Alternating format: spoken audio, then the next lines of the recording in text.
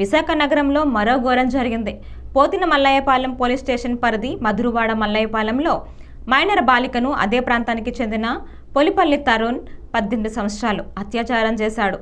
బాధిత తల్లిదండ్రులు ఫిర్యాదు మేరకు పోలీసులు నిందితుడిని అదుపులోకి తీసుకున్నారు. ఘటనా స్థలానికి law and order incharge ACP S Rambabu, PM Palem CI Ramakrishna చేరుకొని విచారణ చేపట్టారు.